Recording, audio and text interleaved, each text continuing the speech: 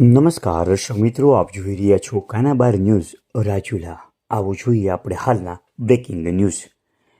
રાજુલા શહેરમાં ખડપીઠમાં આવેલ મનીષ બેંગલ નામની દુકાનમાં આગ લાગવાની ઘટના બનવા પામી.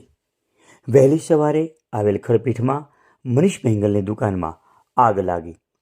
રાજુલા પોલીસને જાણ થતાં જયરાજભાઈ કાળુભાઈ સહિત હોમગાર્ડ સ્ટાફની ટીમ ઘટના સ્થળે પહોંચી. રાજુલા ફાયરને જાણ કરતાં રાજુલા ફાયરની ટીમ ઘટના સ્થળે દોડી આવી.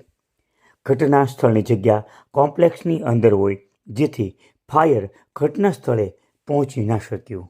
માર્કેટમાં વેપારીઓ, પોલીસ, હોમગાર્ડ સહિતના યુવાનોએ આગ બુઝાવવા આજુબાજુના ઘરોમાંથી પાણી લઈને બુઝાવવાનો પ્રયત્ન કર્યો.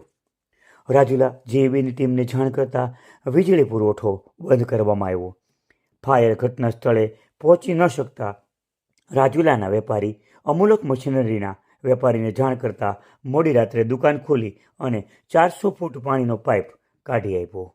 વીજળી પુરવઠો બંધ હોય જેથી નજીકના વેપારી હનુમંત ઇલેક્ટ્રિકવાળા નરેશભાઈએ ચાર્જિંગ બેટરીઓ કાઢી આપી અને માનવતાની મહેક પ્રસરાવી. સતત 2 કલાકની ભારે જહેમત બાદ રાજુલાના વેપારીઓ, પોલીસ, હોમગાર્ડ અને ફાયરની મહેનત રંગ લાવી.